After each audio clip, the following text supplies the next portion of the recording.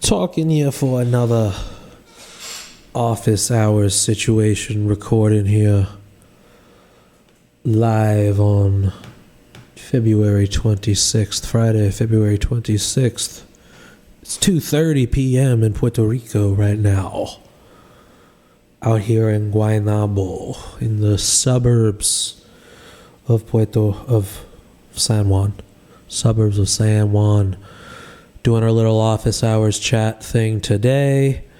Taking questions in the chat room, but also live here if you want to call in.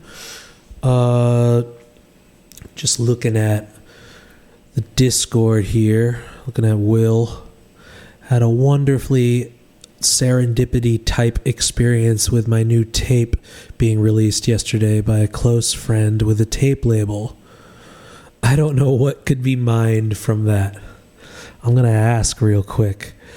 What type of serendipity are we talking about? Of serendipity are we talking about? I want to know what you're talking about. While Will talks, Lachlan says, really interested in both the positive and negative effects that social media moving into full adulthood has had on the dissemination of left field styles of music or any art, if you have anything to say on that.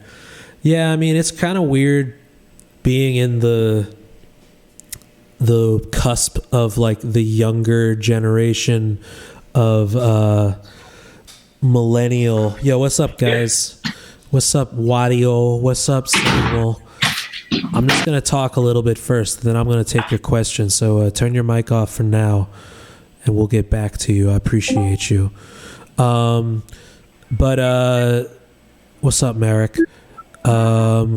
So talking about social media in the field of like weird electronic or left field type of music, being that I was, raised in the MySpace era as like a teenager, and then Facebook sort of became by the end of like high school, like 2007 through 2009, 2010, I feel like was when Facebook became like the sort of norm for events and promotions of events. Like I feel like if you're going to do something, it's going to be promoted primarily, at least back when we had shows. I mean, it's been a minute, but it's been a lot of Facebook events, and then through Facebook, obviously Instagram. Instagram is part of Facebook, and so I feel like these social media platforms are,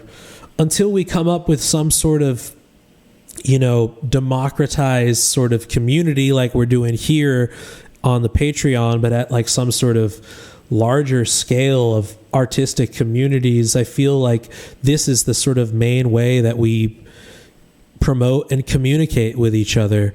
The idea that we're dependent on social media, I wouldn't necessarily say, because there are obviously other ways to do it. It's not like when you're deplatformed like all these fucking crazy right-wing lunatics, it's not like they're taken off the internet, right? It's just these are the main, most popular platforms in the world, and the cultures get created around them, from everything from mainstream everything type of music and arts to the more left field and weird. This is where we find each other.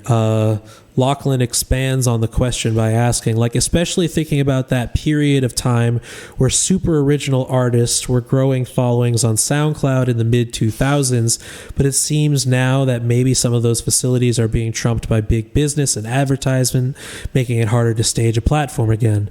Not that it was ever easy. Yeah, no, for sure. I mean, I feel like there was a moment in the early 2010s that SoundCloud replaced the sort of social media surrounding music that MySpace originally had in the 2000s, because a lot of these people, including like the earliest versions of MySpace itself, was really just a way for bands to have some sort of connection with their audience and to keep up. And I mean, the show listings were so perfect, man, on MySpace, just being able to just to have your dates on your main page through that nice little form that you could fill out just to kind of show where you're playing. That was such a nice, streamlined platform in that way, that even with SoundCloud, it's nice that we have the comment section on the track. People can comment to the second where they want to say something. I think that's a really nice sort of social media avenue that like Bandcamp can't or doesn't do, though they probably could, but they do have their own, comment section. But I kind of enjoy the by the minute, by the second, by the millisecond comment stream on the waveform interface in SoundCloud. But yeah, like you said, now it's been completely co-opted. And I mean, I feel like it's a literal trajectory of the company too, because they used to be way more self-funded, or rather unfunded. And, they almost went broke and shut down several times. And then they were probably saved by a few, pretty large venture capitalist firms, I would assume, like big money investors. But like at the same time, all those rules start applying and new norms start happening. There's more advertisement, like you said. But nowadays, like you're saying right now, like the DMCA laws, that's tightening up everywhere, man. That's tightening up on all parts of the internet as far as algorithms picking up by, audio content, exactly what is potentially pirated or, recycled material that's in their archive of copyright. There's probably a lot of shit we're going to see changing now. I mean, like Twitch and Mixcloud, I know, are coming up with like a subscription process that you pay like $10 a month to be able to use DMCA materials. And so it's just going to become like pay to play on these platforms with fucking paying the DMCA just to be able to DJ, basically. It's a really interesting thing, because it's like, on the one hand, there was always these protections of ways for artists to get paid when DJs played their work, especially on the radio with like ASCAP and BMI and things, sort of keeping track of what radio stations play your recordings, and being able to profit off of that through their ad revenue. So this is kind of like a new era of that, where the artists can get paid, at least in the mainstream. The mainstream artists are, represented by agencies and firms that are able to, keep track of who's playing your stuff and protect you and make sure you get paid. But now it's like, even if you're just self-publishing your work and representing yourself and using some sort of publishing service like DistroKid or whatever, some distribution service for streaming, that puts you in the DMCA law almost by default, if it exists on a lot of these platforms. So like, people can't even stream their own shit if they're DJing it, or big artists too. Like, you saw this shit with Metallica this week. Like, the Twitch turned off the sound to Metallica's official stream, because almost as a fuck you to Metallica for being the first people to want to enforce digital copyright law with audio related to Napster in, 1999, 2000, So this shit is like full circle. The fucking irony with fucking Metallica right now, it's ridiculous, and hilarious. I don't really care about Metallica like that, but we can't have these rules apply to everybody, because it's just going to hurt everybody. I mean, like, even the assholes, like, we have to have these rules either fully in existence and everybody fucking suffers, or we just figure out a democratized way that we can share in streaming specifically, as well as paying each other through Bandcamp and things like that. I mean, like, Bandcamp is like kind of, I feel, has that market on lock as far as like getting artists paid directly.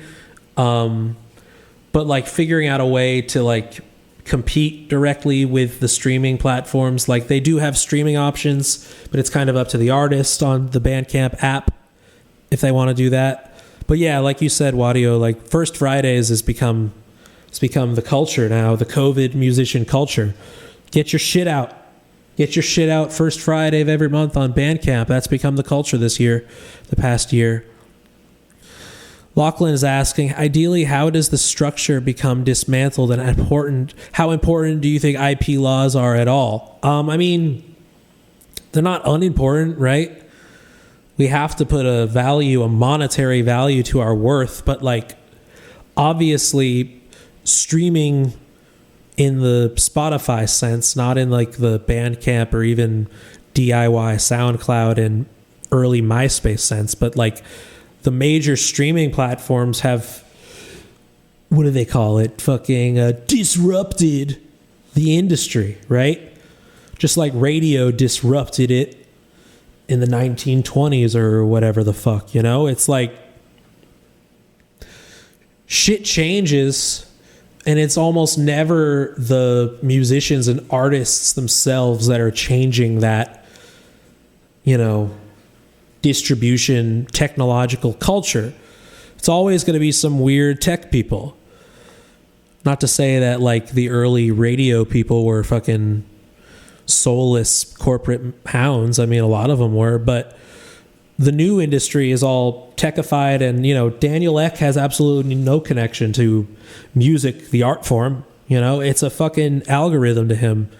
He's a programmer. You know, he's disconnected at the grassroots level in that way. And that is not necessarily anything new, you know? The execs are always going to be like that. So I don't know.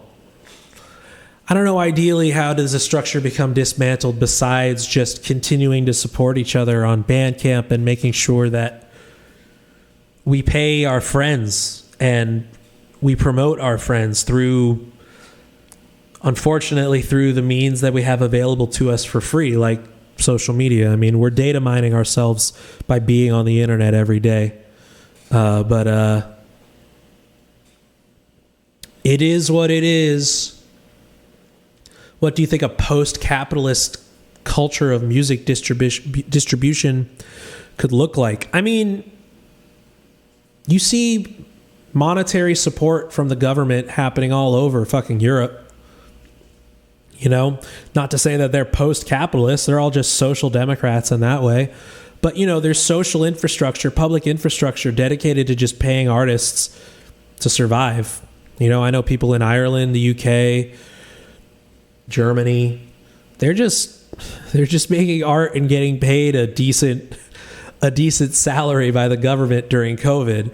You know, it's perfectly doable. It's the idea in American culture specifically that we're just so far gone when it comes to not even music, but just all art in general, like valuing it with a monetary value, you know? Like, people pay for certain artists to see them live, but like recording specifically, we do not have that cultural backing of recorded audio the same way that we have for like stadium performances of like Ariana Grande and major touring artists when shows happen. Not right now, obviously, but like, I don't know, man.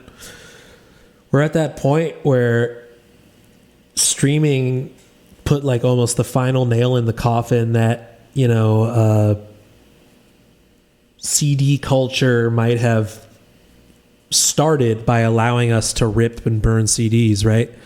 You know, on the one hand, the technology democratizes it and allows us to have it, but so as long as there isn't some artistry co-op managing these giant platforms in some way, like how fucking Jay-Z said Tidal was going to be, but it's not.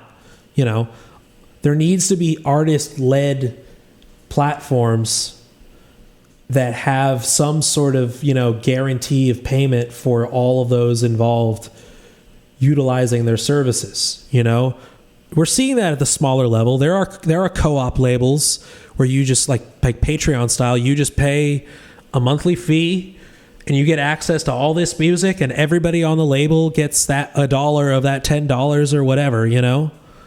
Oh, interesting. Tidal does have a grant for black artists. That's interesting. Very interesting. Through a separate company. So yeah, I mean, like, there are different ways, but that's still grants. All of that stuff, that's philanthropy. That is, at the end of the day, always going to be, when it's managed by the, 1%, executive class in the music industry, that's always going to be just a tax break for them to provide grants and things like that. The foundation, the Tidal Foundation, things like that. Like, that is still, at the end of the day, they're going to get paid by giving money away. Like the billionaire, multimillionaire class. So, that's sort of the, it's good, but it's not an end all be all solution. It's just to have grants and,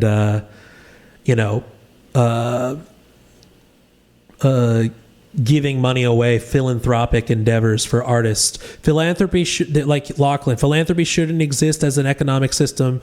Yeah. Is working properly anyways. Exactly, right? Because y'all shouldn't be making this much money in the first place that you have to give it away if you want to, like, pay less on your fucking taxes. You should just pay more taxes. And there should be that maximum wage, Jesse Ventura style. I want there to be a maximum wage. Doing the Jesse Ventura libertarian socialist voice. I want there to be a maximum wage. So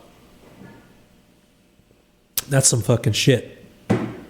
That's some real deep shit, though. I don't know. I like the co-op model. There needs to be workers. We need to own the means, right? It's just the way it is. Musicians need to have a stake in the platform directly. And there needs to be payment distribution that is actually prioritizing artists who utilize the platform. It's just got to be like that. It's just got to fucking be like that. All of this shit is rough. Unless we just burn it down. Got to find ways to work together, even on the small scale. We see it happening here in this Patreon and the Discord related to just the educational side of things. But like the market is a whole other thing. How can artists stick together and create their own sustainable market? Anarcho-syndicalism. A bunch of small markets, baby. Let's do it. Artist owned. Let's have 1 million fucking platforms, all of them run by tape labels. Fucking A. Anybody want to get on the voice chat? Anybody want to talk to me? I'm looking at the chat here, the visual chat, but would love to talk to somebody. Someone turn the damn mic on. Someone turn that damn mic on. Samuel, Rick, Wadio. I'm off class in a few minutes. I'm shy. Fine, be shy. Hey. What's up, Merrick?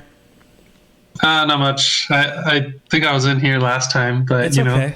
That's okay. Again. That's okay. You inspire confidence in others to speak out, to Cool. speak up, to speak up. What's going on? How are things in up north?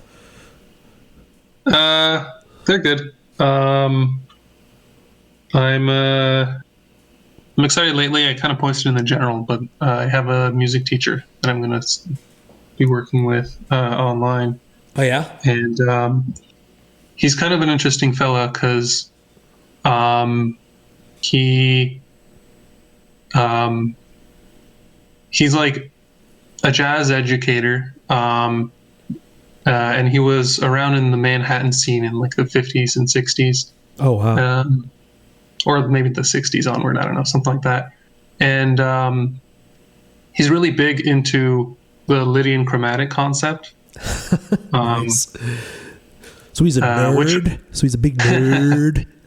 I didn't know anything about that until I sort of discovered his page and I was reading about it. And I kind of like the idea of like how it's not really rooted in Western music theory, apparently. Yeah. It's kind of like, I don't know what the right term is. There's kind of like a Middle Eastern or like an Asian influences you hear, at least with like Lydian and things like that. Well, like I think they say, I forget the term. It's like pantheistic, where it fits everywhere. Nice. I like that. But like, yeah, so like, because it's kind of just built, apparently. I'm speaking as somebody who has no experience with it yet, so maybe take my word with a grain of salt.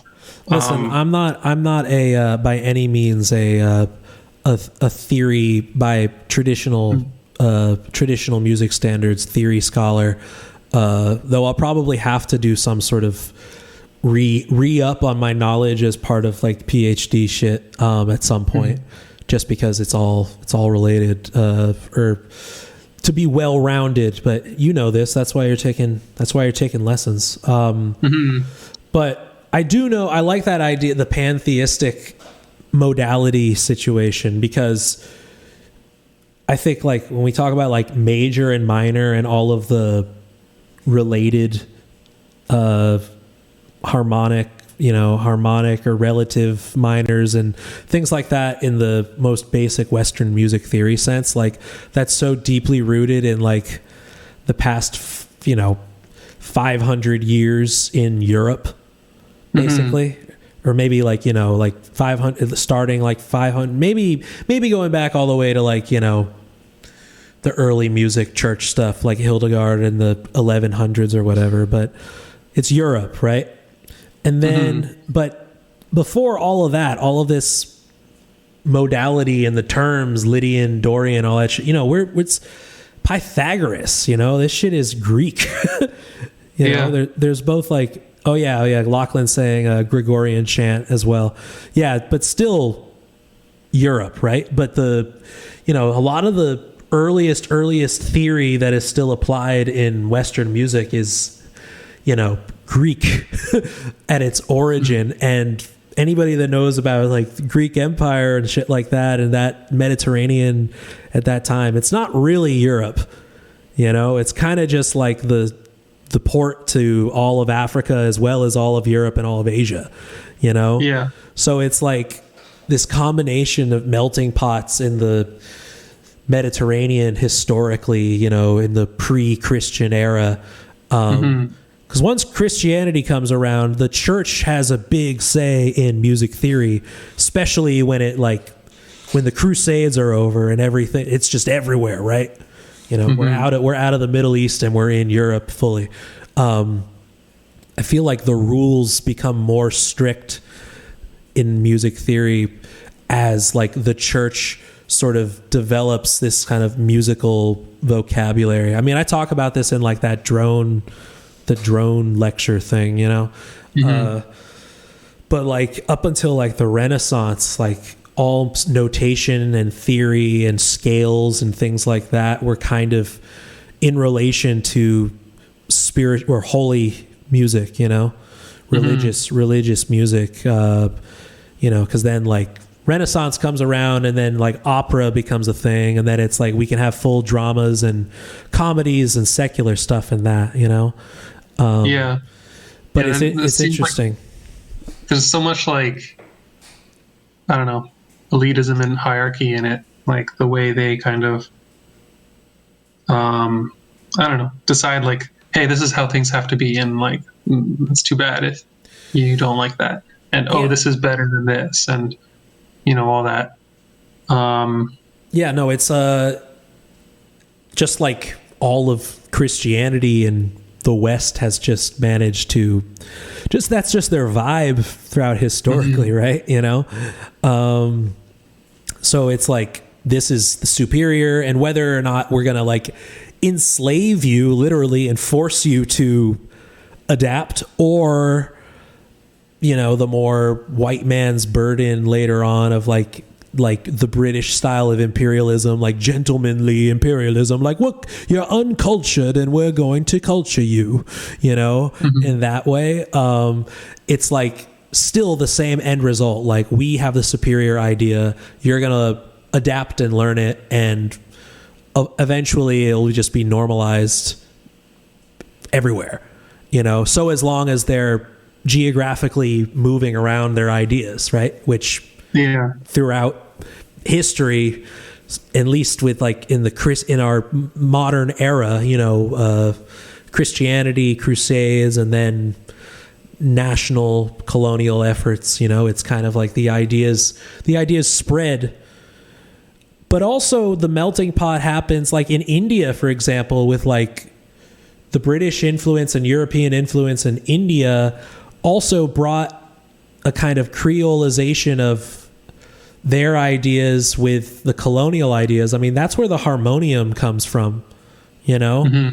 The harmonium, classical Indian harmonium instrument, like that was initially the introduction of like pipe organs from Western imperial forces bringing that over, you know, just like the technology behind that. But they decided, the Hindustani specifically, like classical musicians decided to, you know, adapt it and tune it to their own sometimes microtonal scalings, but still not necessarily. I mean, they do have a keyboard on them now. You can get them with a keyboard.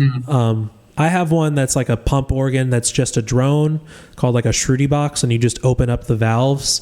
But those are still tuned to a 12-tone keyboard, 2-octave scale, 2-octave chromaticism, you know? So it's interesting, but except the Bs are not, the octave C, like C2 is actually like a B half sharp or something. It's in between a B and a C. It's a half step. So you do have a microtonal step in there, a half step or slightly half step. And that is like, you know, intentionally made by the Hindustani style craftsman that built it, that I bought it from, you know? So it's like modes are everywhere, but I don't know. I mean, I don't know enough about, like you were saying, with like Lydian chromaticism, of like a ethnomusicological survey of where we can find that. I just know like Lydian, at least like Lydian, you can find it in a lot of Middle Eastern music, and Asian, but Asian is so, Asia covers India, Asia covers Southeast Asia, and North Asia too. So there's a lot, there's a lot out there that I feel like we just need to get like a real ethnomusicologist on to talk about this shit. Cause I took these classes in college and graduate school, but as like electives, like not as my major. I was fully in the technology and composition side, not in the musicology side. That's cool. That seems like kind of a rare field, though, to like be able to find an ethnomusicologist. I mean, not if you're in academia. I mean, like they're out there. They're out there because, I mean, it's kind of like being a musicologist can get you into academia, but you can also become just like a full on like kick-ass journalist out of that, you know, like the writing skills and the researching skills that come with that, but also the mindset that should be instilled in musicologists, which is, you know, allowing sounds to define itself and not like imposing exterior outside hegemony or theories to define it. Like, so, you know, who the hell is that? That's my phone. That was dope. Dun, dun, dun, dun, dun, dun, it's the Wii Shop theme. Yes. Are you studying with this guy taking piano? Yes. Nice. I haven't. My first lesson is Tuesday, but we've had a bunch of discussions already because like the lessons are online, and the way I set it up is that I have my MIDI controller, which is like I got one that tries to like have a good key bed for piano feel, and it's just hooked up to a VST, and that I routed directly. I routed that directly into Skype, which is how we're doing the lessons. Nice. But apparently that's different than how every other student does it. Every other student kind of just has like either a microphone or an iPad or something next to their digital piano or their actual piano. And they're just recording it acoustically or whatever. So we had some technical issues with like feedback and stuff. Which took some time to figure out, but you know, he was willing to just like work through all that, which was really nice. OBS is the way. Yeah, that's what I'm using like, for the video. And using Black Hole Audio or like Soundflower to like internally route your audio, like multi-channel. Like I can take it. You can use Soundflower or Black Hole Audio to take it from like a DAW directly and put it in like channels 1 through 16 into OBS or whatever, or vice versa. Which is pretty nice. I use Voicemeeter because I'm on Windows, but I think it's essentially the same thing. As Soundflower. Yeah, Lachlan says, "Rise up, audio tech nerds." Exactly. We're living in the we're living in the future. We're the ones that knew how to do this shit slightly better than everyone else beforehand, and now everyone's on Zoom and figuring out what the fuck OBS is and all this shit. I mean, this is what I've been telling my college students is like, you got to learn audio. You want to be pro audio knowledgeable, because even for Twitch streamers, like you want to have it work and you want to make it well routed, even if you're just like routing audio from your PlayStation or your Switch and a nice microphone or whatever. Like this shit requires some signal flow skills, and like to be real, you should all these streamers should be using like EQ and compression and gates in their room. You know, they should all have the fucking everybody should have a channel strip. But anyways, I digress. Lessons are weird.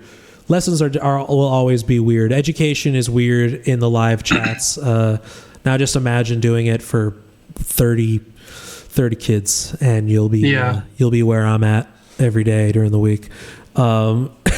Anyways. Yeah, I can't imagine. Yeah, it's, labor of love.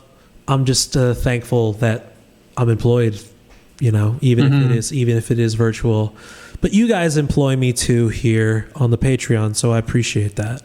How many patrons do you need to make this like a full-time thing, do you think? I don't know. Probably at least twice as much now.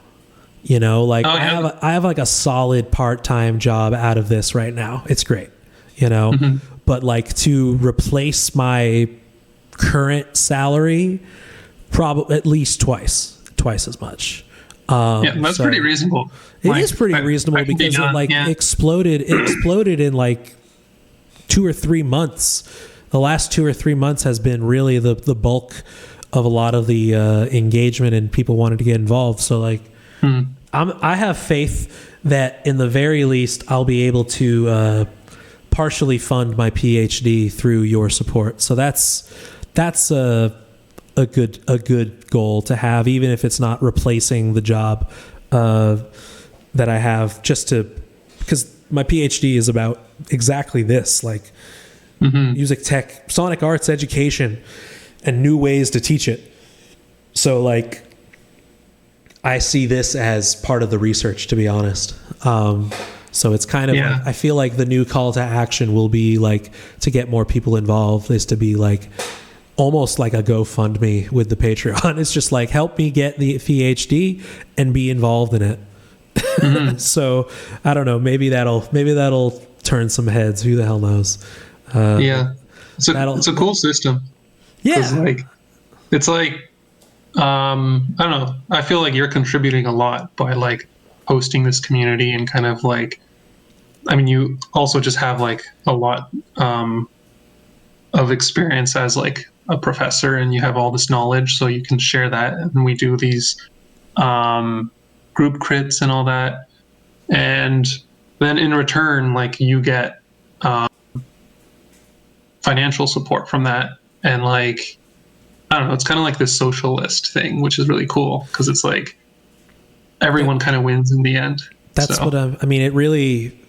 I'm fully and obviously an anarchist, like in like a theoretical way, just based on all the propaganda that I post with other, but education is just the practice. It's the praxis for me, in that way. But yeah, I mean, this right here is a micro communitarian conservatory, in the sense that like, there is a very, very low threshold of entry as far as the financial requirements. But, making sure that every increase of that, I increase the output. We're doing this call-in show. We're doing the crits every week. Like I'm trying really hard to keep up with it to what, to exactly what's being put into it, so that there isn't like what's the term? Like surplus in that way. It's not a hoarding situation. I want to give back exactly what's being put in.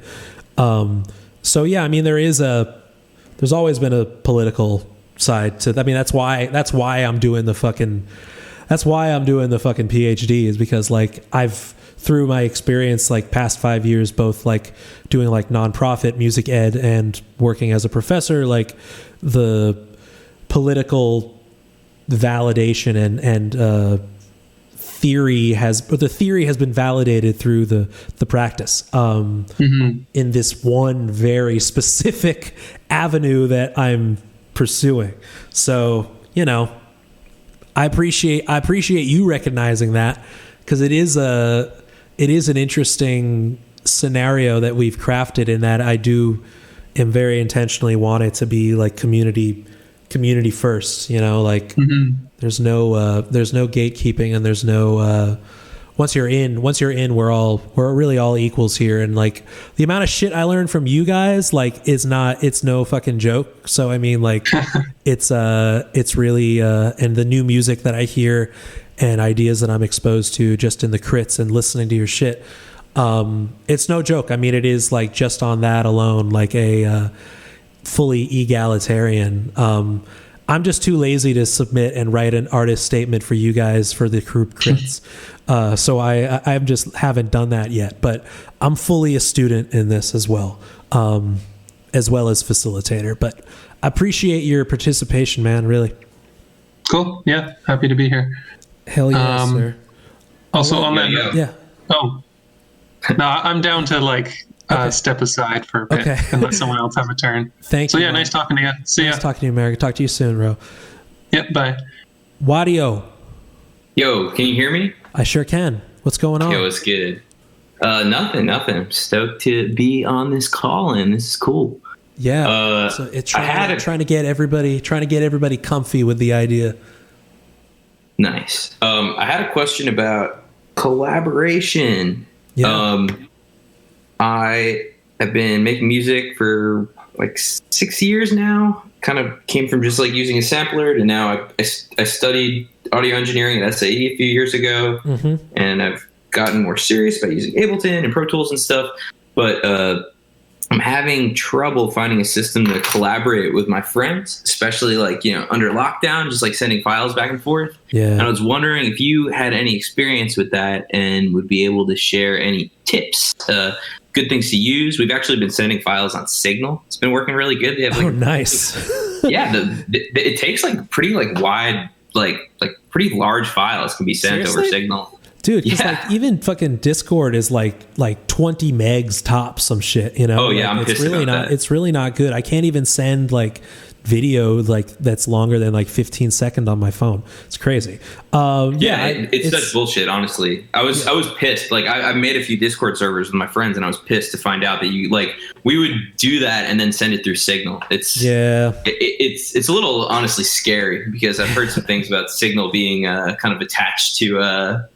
It's maybe just, CIA adjacent. Yeah, I mean, there's a I don't know if I don't know about that, but feeling like more like just the amount of, because it's encryption, that and like Telegraph, you know, like that's Telegram, because of the encryption heavy, there's just going to be like literal criminal material on there, or criminal activity going on there. So like, literally, there's probably I mean, we're being watched on all platforms, but like a specific type of watching on Signal and Telegram, depending on the community where you're at. But I mean, it's good that they have a decent file size transfers. Literally, that's nice. But you could use it just for a cloud service. That's totally cool. Seriously, even like when I'm just trying to share things like that I would share on like SoundCloud, I'm like, it's been so useful for me that I'm thinking of deleting my like SoundCloud Unlimited account. Yeah. I mean, like, I don't know. Does it delete after a while on Signal or? Not that I've seen. Interesting. All right. Well, there you go. I mean, that must be horrible for the environment. Those fucking server costs to leave that shit up for years or whatever. CIA's got a lot of money for server farms. Right.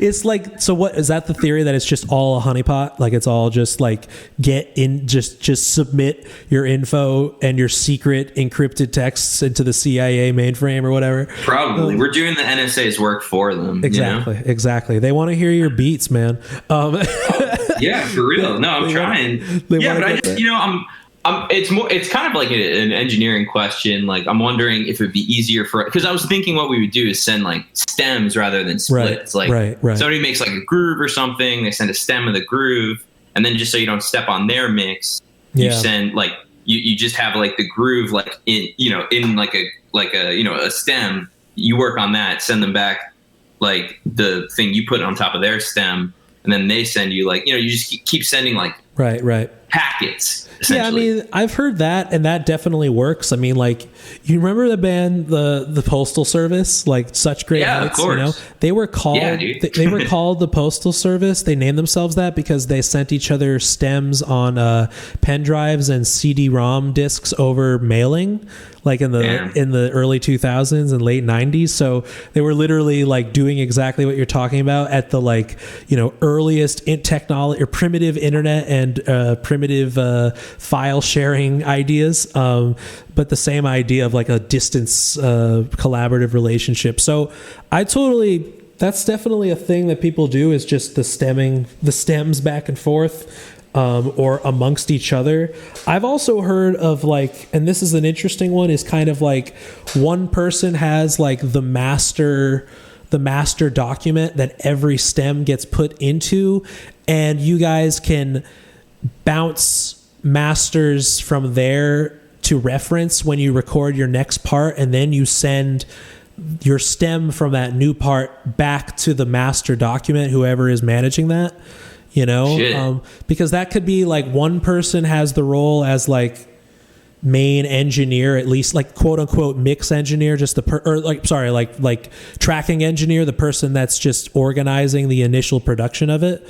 Doesn't even need to be mixing, really just keeping it organized. And when we have like version 2, that person will bounce the wave that everyone references and then records their part on top of, because no one wants to like, if you have the bass and the drum part, no one wants to just hear the drum part alone and do their part on top of that. They want to hear the accumulation, but also be able to separate that new recording and send it back, So sure. That's one idea I've been seeing people do. And I mean, that's a kind of like the virtual ensemble idea has existed like that before COVID. Yeah, that's wild.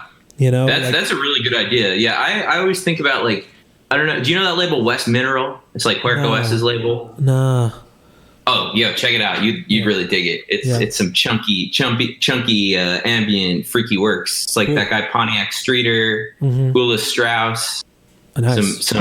But these people are all over the world and they're constantly collaborating on these pieces. And I just kind of always pick my brain, like it kind of it tickles my brain to think about how they're putting all this stuff together. Yeah. I mean, people. I've seen live Zoom performances and sessions. Wild.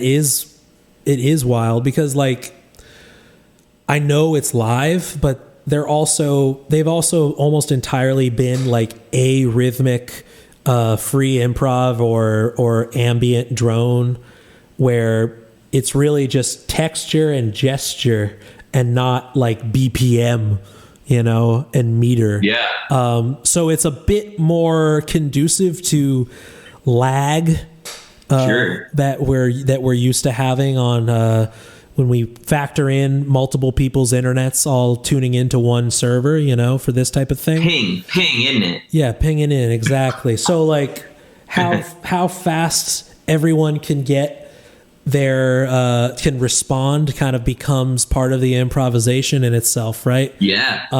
Yeah, Samuel saying in the chat there was a festival that did that, Z-Fest. And also, Quarantine Concert Series from ESS in Chicago has been hosting a lot of those new music and experimental improv type of performances that are taking into account the potential lag and all that shit. But that's so specific, right? Like you wouldn't do that with a jazz big band live, it would just be, I think, too hectic to make that happen unless we could guarantee that everyone's internet speed was at a certain speed that we had such small latency, I don't know. Yeah. I mean, that shit is rough. Like Zoom says now, like we have pro audio mode, but all that is that they do stereo recording now. So like, and like more noise reduction. But that's not, we don't want noise reduction for live performance in Zoom, right? We want all the details. It just sucks that Discord, for using your interface directly into Discord voice chats sucks. Like what you're hearing right now is my built-in laptop microphone, and I'm recording my nice microphone in OBS while I route your audio there as well. Oh shit! Wild. Yeah. So it's I'm doing this really backwards internal routing way to get good audio of the recording, but what you're hearing from me is not what will be the final draft of this podcast. Yeah. So it's like, yeah, Discord again is another flaw right there. Samuel also says Audio Movers listen to receiver allows remote recording. Audio Movers, I've never heard of that. Interesting. I mean, I'm sure like there has gotta be some development in the past year related to this, right? specifically for music. But I guess there's a DAW that just got put out. What's up? Hey, sorry, just thought I'd jump in instead of typing it out. Yo. But there's a DAW that was put out. It's kind of scuffed, not very, certainly not for live performance, but it's like it's basically like a cloud-based DAW where you can have collaborators work on it. I think it's called Soundation or something. Soundation? Yeah, Soundation.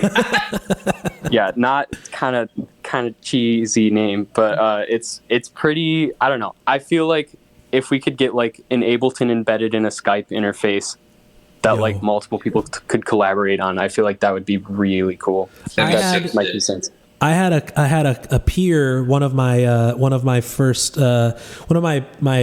peers in graduate school who graduated with me in the first in my class. Made this really awesome Max MSP patch that was a community cloud powered sampler that used a voting system that allowed you to decide BPM and choice of samples for like the hi-hat part, the kick part, the snare part, And so you vote live, everyone in the cloud at the same time.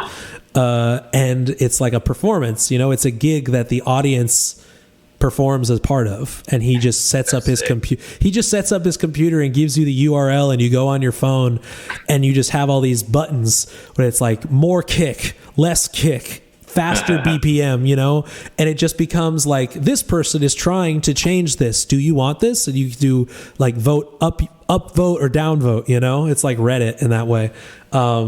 Ridiculous ideas that he used for very weird noise music at the time. But like, imagine this cloud, like you said, Lachlan, about like the Ableton in Skype interface. Like, it'll happen.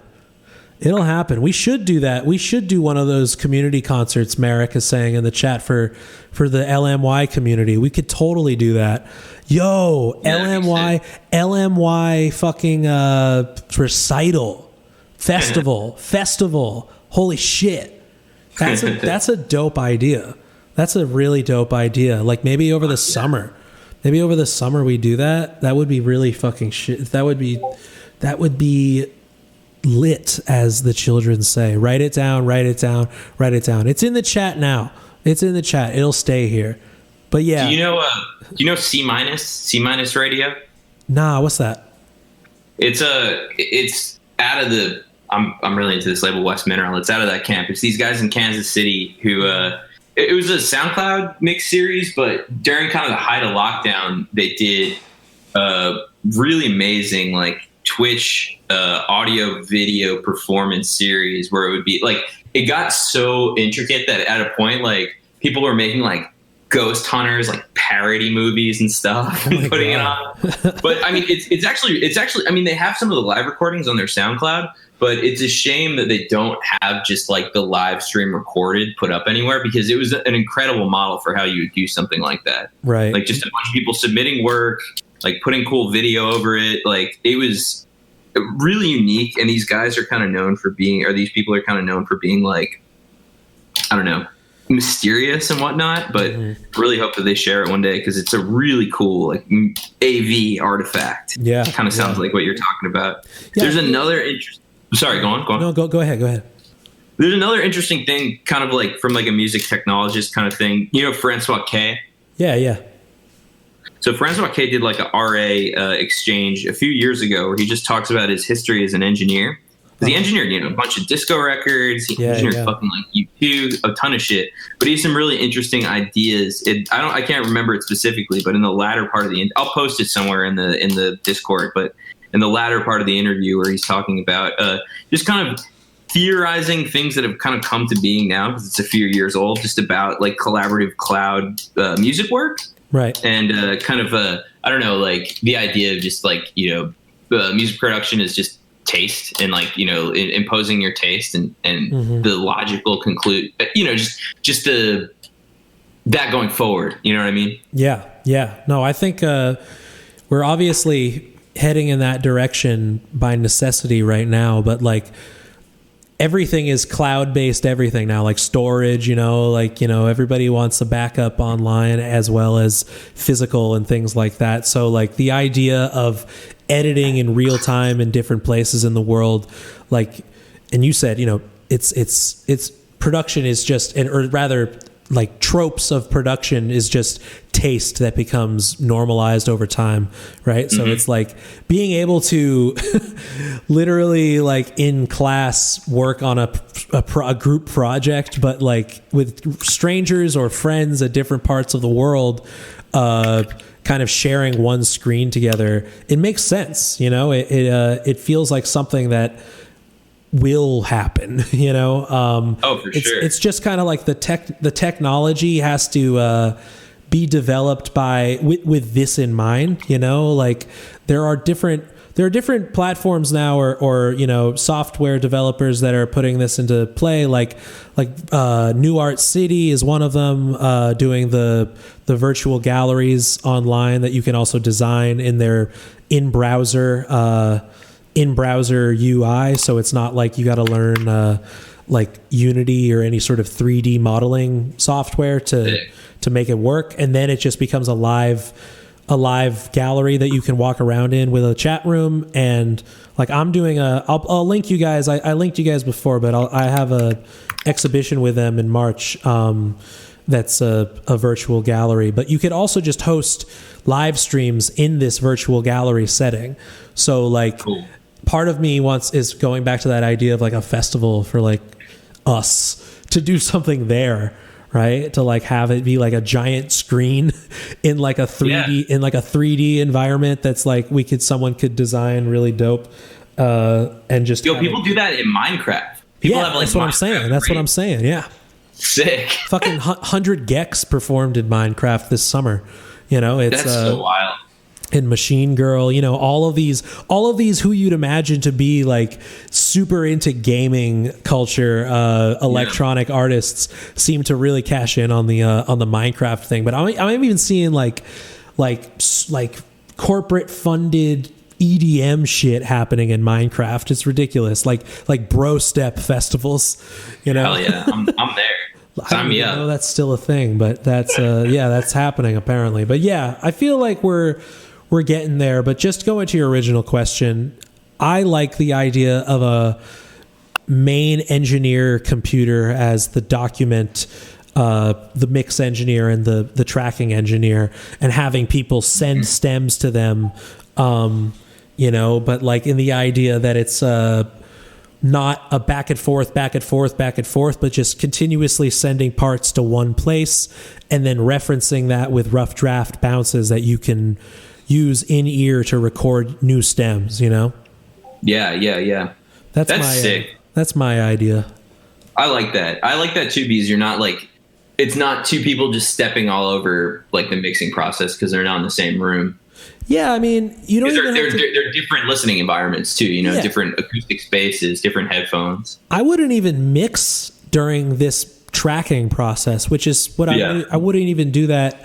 I wouldn't do that in studio, and I wouldn't do like real life with someone, and I wouldn't do that virtually either, where like tracking should be like raw and just loud enough that everything is audible for more tracking, you know? Yeah. Because like, especially if you know, quote, print to mix, where you render a track or a channel while tracking new parts, you know, it's kind of hard. It's like committing to something before it's done, you know? Like, I feel like the process needs to be separated. The mix versus the production needs to be production first and then mixing after, you know, production right, versus drunk, post-production. edit sober. What'd you say? Right, drunk, edit sober. Yeah, exactly. Track drunk, edit sober. You know, because we owe it to our ears to not be biased by the tracking that we just did. You know, because we're gonna be like, however many takes it takes, like we're going to be biased towards hearing it once we record it. So once you do a good take, like to send it off to someone else whose job it is just to organize the tracks, and then you could get on Zoom together and mix live together, but in some sort of collaborative mixing process, but still only with one document. Like you might just be telling the person over Zoom, hey, can you turn up the highs on this EQ or whatever? But like the idea is still one person is like has to be engineer, but doesn't mean that they're like executive producer. Like they're just they just have more of a tech job for the sake of efficiency and pragmatism. So I don't know. I feel like that's they're the mix engineer.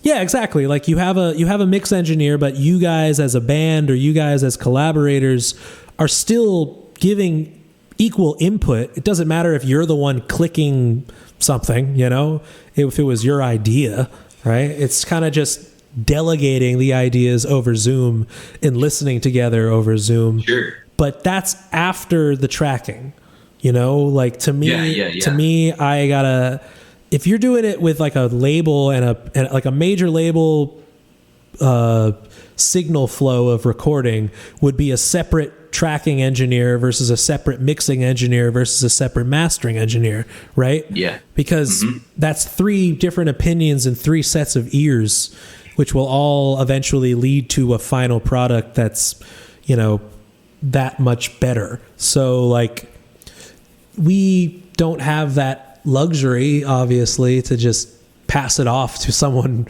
and have it be paid for, you know, but we do owe it to ourselves. We do owe it to ourselves to like give ourselves breaks and to not go into the next part of the process, the mixing or whatever, to be biased, you know, because if I record something for like 3 hours, I'm gonna not listen to it for a few days afterwards before I mix it, you know? Yeah, yeah. Like, that's my problem. Yeah, you guys rush. You know, if you rush, it's just objectively you're gonna miss some things, because why wouldn't you have fatigue like in any other part of your body when you do something too long, right? Oh yeah, for real.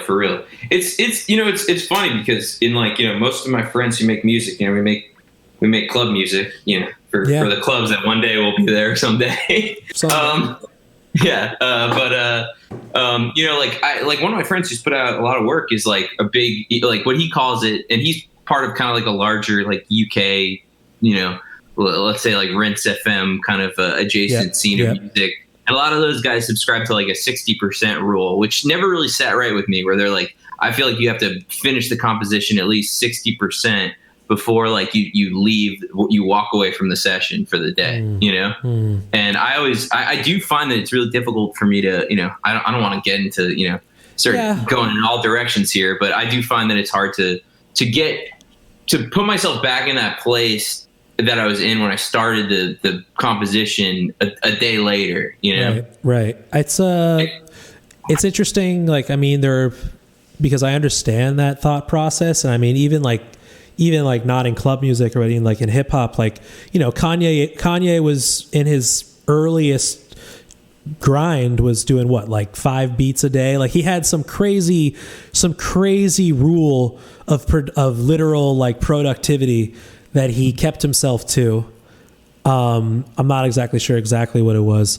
But the idea that he was, you know, not rushing, but not leaving until he finished XYZ amount of work.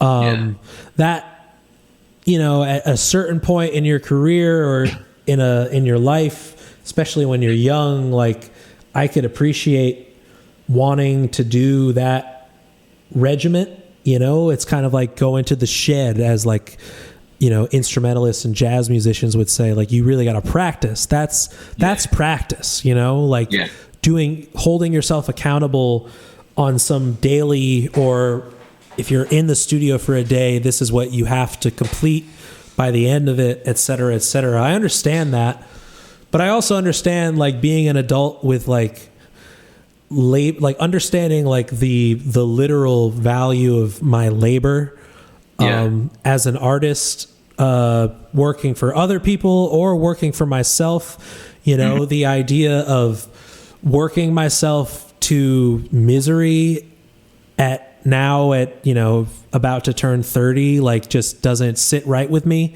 even if it's my own just album that I have no deadline for, you know, like it's like, to me, it's like, even if there is a deadline or a collaborative effort involved, like the art is better objectively when some amount of time is taken, at least in the, like, we're talking technical processes of production versus post-production, right? Like to say whatever whoever you were talking to, you know, about the 60% rule, if that means like 60% of the entire song, like 40% more, and it's ready to go up online, like ready for public publishing, you know, like I think that's a little much. Like maybe tracking is done in a day, right? Like if you're doing a solo thing with only like some hardware and going from improvising to composing to recording, like one day or one session, you know, like could be a rule that you hold yourself to. Like, you're not going to walk away. You're not going to walk away from this without some stems.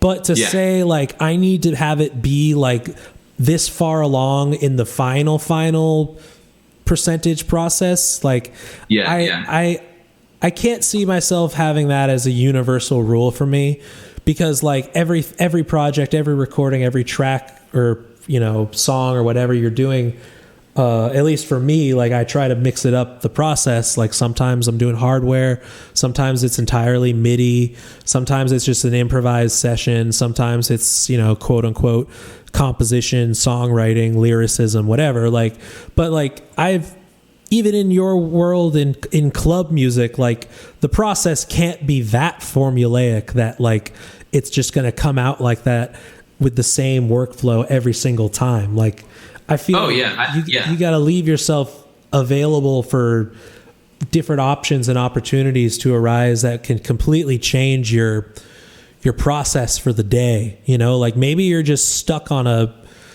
miking a piano that's just going to be compressed to shit afterwards, but like, you need this one recording to be done correctly. So that today, for this track, even if it's all eventually going to be samples that are bit rated to shit or whatever, like, I need to record acoustic piano today, and that's and that's all I'm doing. Like, that feels more in line with a healthier mindset, where like, you can make goals and hold yourself accountable, but don't feel like you need the product. Don't think about the end product when it's all happening, right? Like, I've started songs that end up completely different. It's like, let the process have enough time to marinate in your brain and allow you maybe to literally, I don't know about you, but I will have an idea like in my sleep, or like about to fall asleep, and be like, fuck.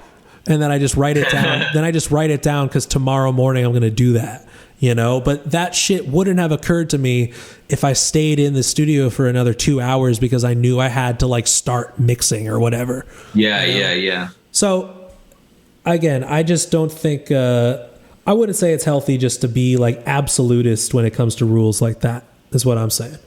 Sure. Yeah, it's I mean, it's tough.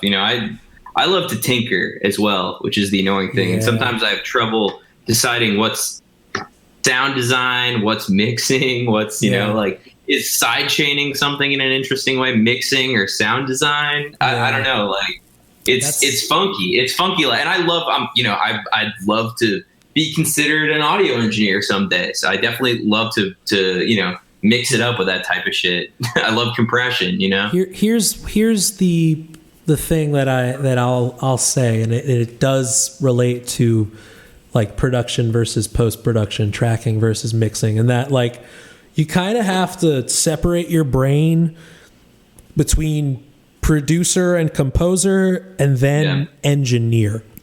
Mm-hmm. Like, it's kind of like thinking about sound as music, and then thinking about sound as hertz and decibels.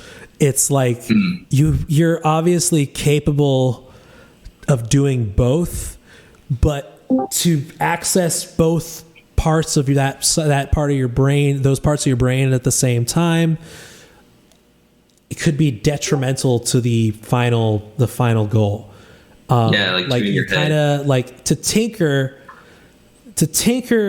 constantly tinker means to be mixing and then suddenly going back into production mode, because like, oh man, like, this needs a filter sweep here. Like, like, that's a musical gesture. That's a musical gesture, an instrumental gesture, not a engineering post-production mixing gesture, right? So to me, it's like, if we're doing it all ourselves and we don't have a mix engineer and a master engineer to hand shit off to, it's like, okay, then you have to draw some lines in the sand as far as like what the I don't know, what your mindset should be as the producer, composer, songwriter, performer, versus the engineer, right? Because you're trained as an engineer, you're trained as both, but they are literally two jobs. It's literally wearing we have to wear multiple hats, but we don't necessarily have to wear them all at the same time, right? Sure. That's like in a movie. It's like writer, director, producer. Yeah, exactly. And I mean, all major albums, you go through their credit lists, and it's a whole fucking staff. It's a production staff. So you are your own production staff. We are at home DIYing it. But yeah, the idea is that you can take breaks, ear breaks, as I call them, and I've been told to call them by my teachers, that's like, I mean, musicians and producers, we're all just like, give us an excuse to eat or to smoke weed. Like, yes, like get break, please. That's even at the academic level, it's like, I've seen the difference between taking like sonic arts and music technology classes versus like the visual arts classes I've seen people take. Like visual artists, they'll do a 5-hour critique. Musicians, it's just like, fuck no, we're gone in 2. That's maximum 2 hours, no way. It's a different, we gotta move on. We got too much ADHD in our professions. So I don't know. All about that's that moving, you gotta keep it moving lifestyle. Anyways, I appreciate your questions there. What's your name? Yeah, thank you so much. What's your audio? Who are you? That's a little play. I do like a Twitch radio show. My name's Jeffy, Radio Jeffy. Jeffy with an F. Jeffy. My name Jeff. I'm sure you've never heard that before. I love it, dude. I love that movie, honestly. I know. I had literally 3 Jeffs and like Spanish equivalents of Jeffs with my new students I had yesterday, because I had like new trimester this week for my college classes, and I have like 3 of different ones, and that I said my name's Jeff for each of them. So hell yeah. I'm about it, dude. I honestly I've been a fan of that movie. I like the first one before the second one, so yes. I'm about it. It's a sign of respect to us, Jeff. You've been into it before it was cool, man.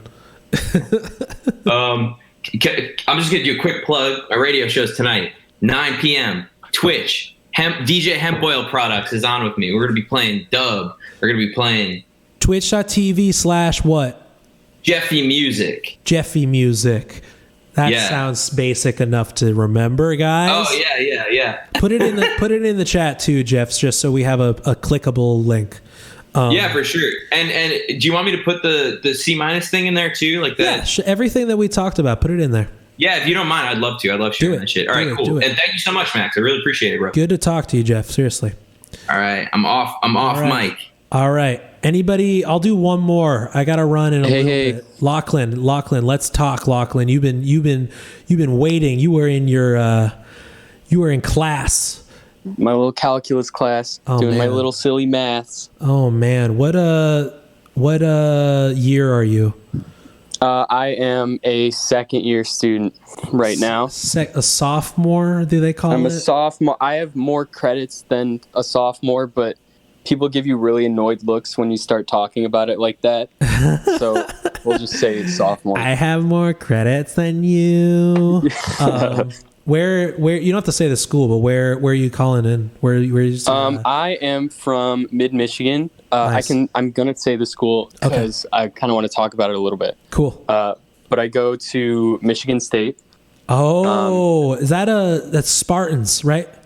Yeah, Spartans. Fuck the Wolverines, bro. We Spartan country, absolutely, right? Absolutely, all day. I have friends that went to both, and I don't care about this rivalry, but I like to troll them on that. It's fun to play. I don't care about it either, but I do. It's really fun to play into it when you're with a bunch of friends who do care about it. So yes. I mean, I'm sure at least when COVID is over, the tailgating season will be ridiculous. It will be great, I'm sure. College, baby. College. Yeah. Tell me what's up. So I wanted to talk a little bit about music education in general, and I feel like, and I guess kind of maybe the academic gatekeeping that can happen around it. Yeah. When it comes to especially places like conservatories, which MSU kind of function, maybe not in name is one, but functions as a pretty big one. It's pretty. I would assume it's been around. Very it's been robust. around long enough that it's pretty much a conservatory. Very, very long. So it's so both of my parents teach music here. Oh, wow. Which is why I go here. I get half tuition, which is fantastic. Fucking A, get those public tuition situations. I always made the joke 'cause my dad's worked at Harvard my entire life at different schools, and they don't do that anyways because it's just private and they don't have to or any means, but like, I would just be like, yeah, Dad, I'm gonna go to Harvard, bro, I'm gonna do it. And he's just like you're not getting into Harvard, dude. Like, thanks, Dad. Thanks, bro. At like age 10 or whatever. Yeah. I could tell this kid's gonna get a C+ There's no in math. way. This kid is not getting straight A's. This kid is way too weird. Yeah. So tell me what's the deal? What's the deal with Michigan State Music Department? So specifically both my parents are very into the music education field. My mom is pretty well established. My dad's pretty established in the field, but they just did a curriculum review recently. And they I forget why they did it, but it basically, one of the professors as a project did a curriculum comparison to like original Juilliard when it was first opened. And the curriculum is almost identical, like still, like as if music hasn't changed in like 150 years. But yeah, I was gonna say that's like 1800s New York, right? Yeah, it really is. I mean, literally 1800s. Like, yeah. Like it's no ridiculous, exaggeration. Like Civil War. Not exaggeration at all. Like Civil War stuff was happening when the curriculum was written, for sure. But I wonder if that has anything to do with biases against other quote unquote non-art music. Yes, that is where I'm taking this to.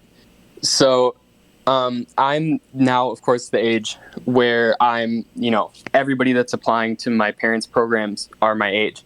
Mm-hmm. There's some of them, okay, so first off, we live in the middle of the country, so we have terrible internet. And I'm sure you can imagine all 4 members of my household trying to be on Zoom at the same time. Of course. It doesn't work. So I had to... Yo, Will, hold on. Will, turn your mic off. Turn my mic up. Turn that mic off, bro. I'm talking. You can go next. Just press the mic off. All right, Lachlan, keep going. So where was I? Oh, I forget. Your parents, people are applying. Your internet is crappy. Yeah, yeah. So I'm living on campus because of that. Not an ideal situation, but it's kind of, I had to. Yeah. So. Damn. But there's a lot of people on my floor and stuff who are like, specifically this one kid who's like going to apply, to the music education program. And I'm like an unpaid recruiter basically for my parents around campus. But like, this kid, started talking to me about it, or I heard him interested in it, and I hit him up and I was like, hey, my parents are kind of in charge of this department. I could totally shoot them an email, have them email you, or you could email them, like get in touch with them. And then, a couple of days later, my mom got in contact with me and she was like, I'm just really angry because, the way that our curriculum is structured, we don't really have the opportunity to teach this kid, cause he doesn't have like classical music facility or whatever, even though the pathway is like a music educator. And I think personally, I mean, he'd be probably a brilliant, childhood music educator, but right. Besides the point, like he's not coming from a classical background. Right. Like he's very experienced with audio engineering and, he's really good in computer music, especially, which I feel like is up a lot of kids' alleys these days. This sounds like exactly me applying to graduate school and having the exact conundrum that you're talking about.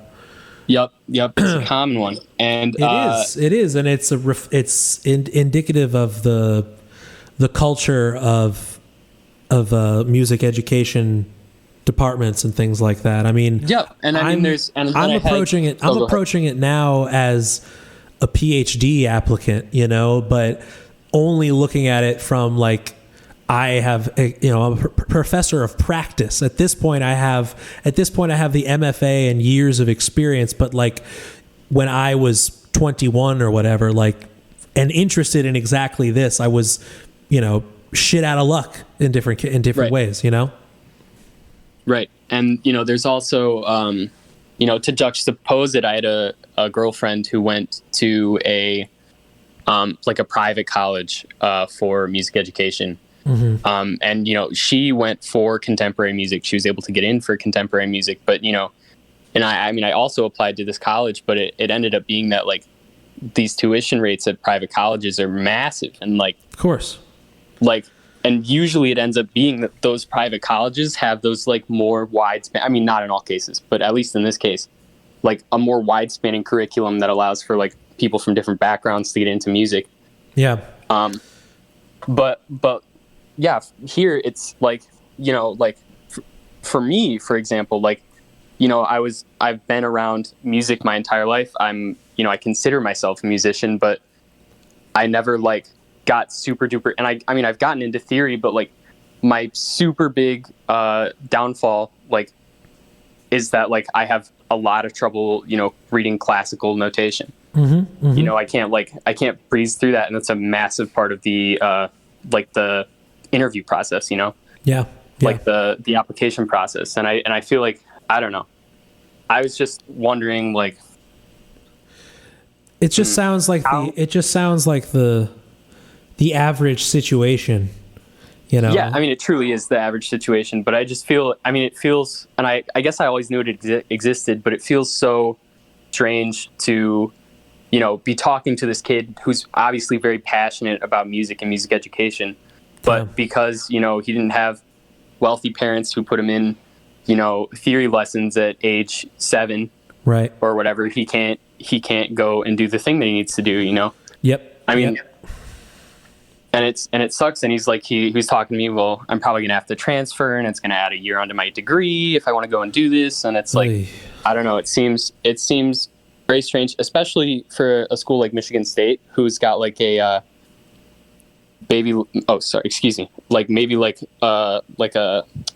a population, I think, of undergraduates that is like 40,000 or something. Like, Jesus, to not have the facility to help students like that. Or for me, I was more interested in audio engineering, but they don't have a program there because it's it's like a conservatory.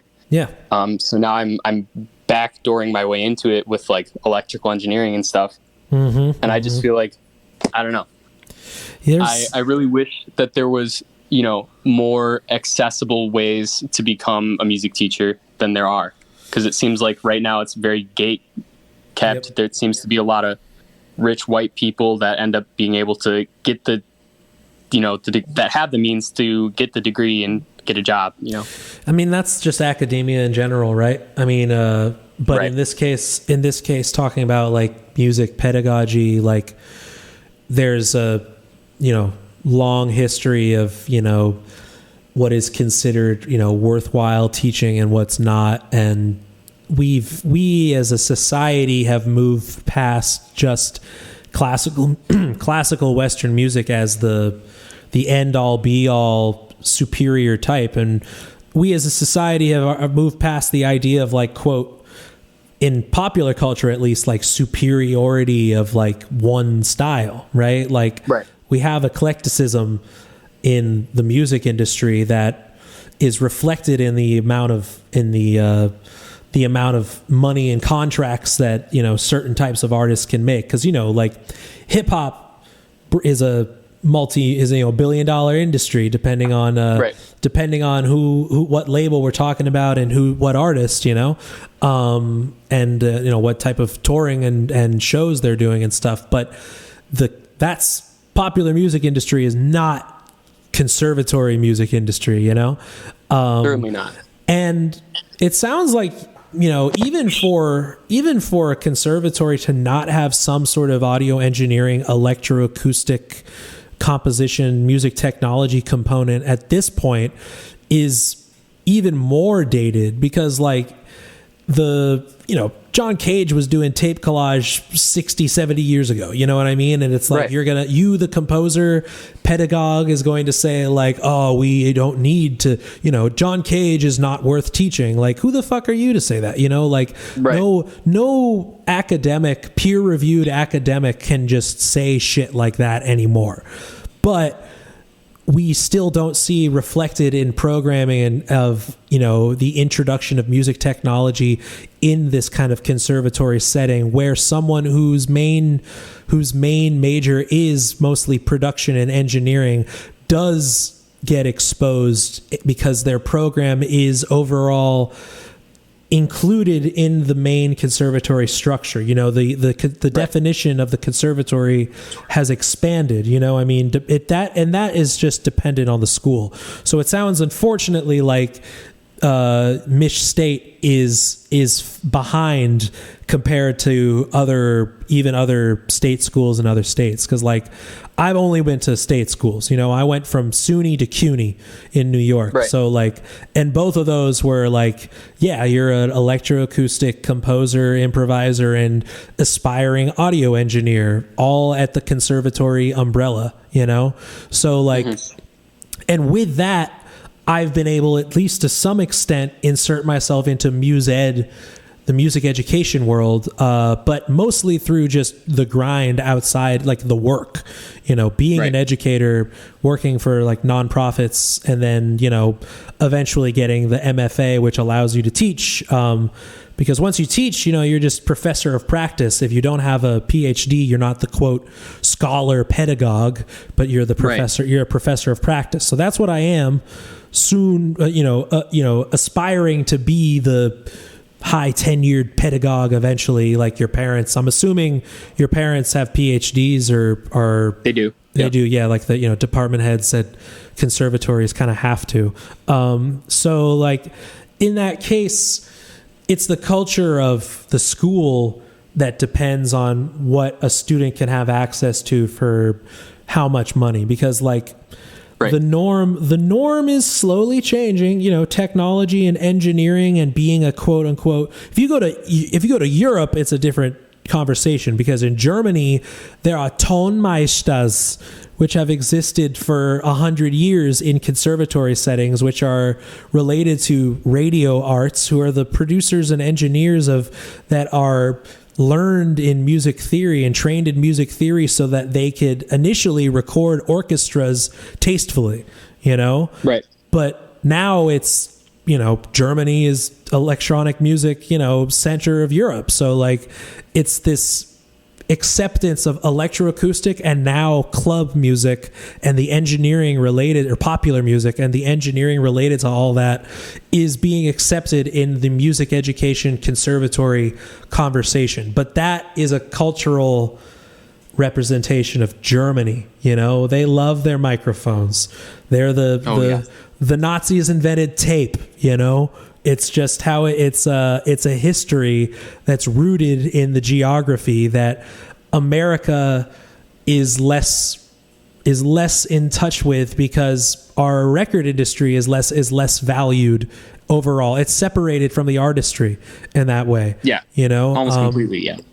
In that way, at least in the conservatory academic sense versus the popular music sense, which is why people like myself are just trying to just destroy it by building up our own communities and eventually having those communities become large enough that they start to affect other communities, Yeah. That's all that we can really hope for. That, and get younger people on tenure so that they can influence the situation, because it sucks what your peer is going through.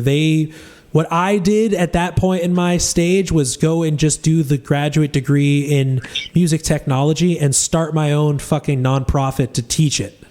because Right. the music pedagogues and the music ed people and the DOE of New York music education classroom people were not willing to hear what I had to say because I'm not Suzuki certified or tenured. Right. You know, I haven't been teaching Suzuki technique or tenured or, you know, gone all the way up to PhD in pedagogy, which, you know, now I'm doing after a while, but I did a lot of work in the field first.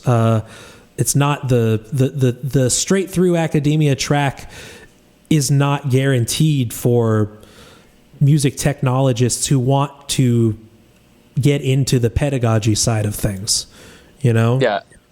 But soon, we have to change it soon. Yes, absolutely.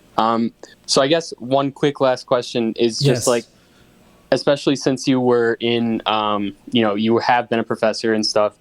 My parents have been talking to me, you know, like, especially since I'm very involved in audio engineering and popular music and things like that.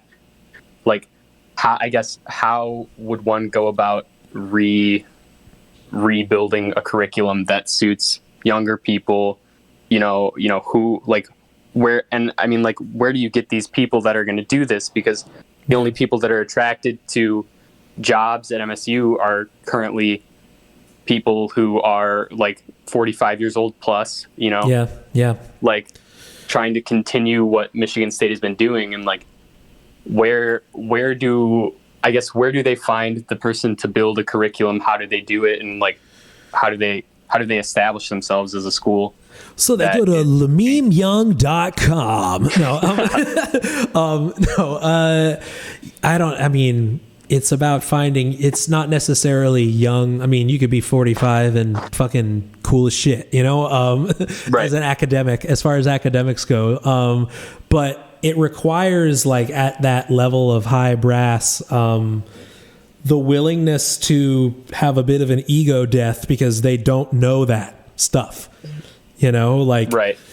Like, your parents have to admit that they're out of their league when it comes to teaching this, and they need people who are capable and both scholarly and, you know, outside of conservatory trained in the field of music, you know, right. professional industry as well as scholarly academic industry, who is able to bridge these gaps. You know, that's literally what my PhD dissertation will be on, is bridging the gap between, specifically in this case, teaching music composition and teaching sonic arts. The differences between that, from the traditional composition to the modern sonic arts. How do you teach that? So obviously theory and keyboard lab and all that shit has to do with the former, and the engineering and the thinking about hertz and decibels rather than pitches and meters has to do with the latter, right? Right. So how do we bridge the two?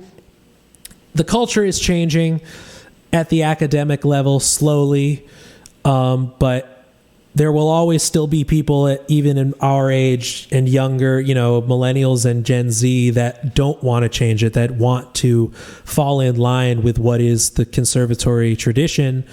And, you know, that's kind of not what critical music education is about. It's about putting a mirror in front of that and being like, this needs to change. You know, why aren't we updating syllabi every year? You know, like, that's something that has to happen, to be honest. I mean, like, even at a fucking accreditation level, like, you haven't touched this syllabus in 10 years. Like, this shouldn't be allowed to be taught.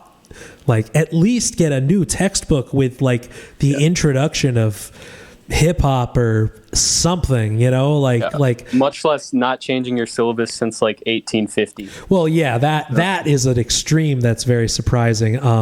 Specifically, just like, I'm assuming in music education, they're talking about like Shankar and like Shankarian stuff, and you know, up until like basically pre-war, right? Like I'm assuming, basically up until like the introduction of le jazz, but not even like jazz music as a popular form, but just like the Europeans heard about it and they called it le jazz, and then we're done. Right. World War II starts, and that's the end of history as far as they're concerned, right? So I don't know. I mean, I would love to talk to your parents. I would love to just, especially now that I'm a current current faculty member, but also going to be, you know, a PhD candidate, to be just like, let me do a guest seminar. Come on, y'all. Yeah. Yeah. Oh no, they'd certainly be down. I don't know about the rest of the faculty, but my parents. Yeah, are cool. right. Your parents sound cool enough because they're self-aware. They're aware of the problem, which is the first step. Yeah, exactly. It requires that, and it requires not being scared of change, because too many tenured folks are, you know, they learned what they needed to learn to get their PhD, and now they're going to give out all that information they acquired over the years, and that will be their job, but they no longer need to learn anything new, you know? Right. There's a lot of people that just, that's the norm, and it's no good, you know? We need some self-critique and critique of the stuff that we're teaching. You know, there should always be a mirror on the annual basis, at least some sort of review of being like, well, does this shit work? Like, does this, you know, I mean, music technology educators have to do it because technology changes, right?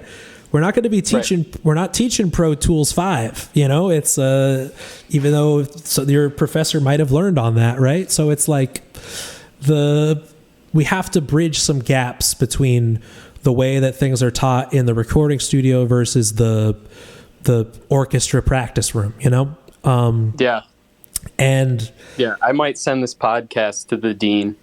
Oh, please. I'm going to post it on public platforms once we're done. Just to get his gears turning a little bit. Por favor, please make your own little trimmed version of just this, where you don't get the sounds of me doing legal cannabis or legal. It's legal. I live in Puerto Rico. It's legal. Completely legal. And you're in Michigan, so it's legal too there, right? Yes. There you go. Bing, bang, boom. But I'm a professional professor of practice, ladies and gentlemen. I know what I'm talking about.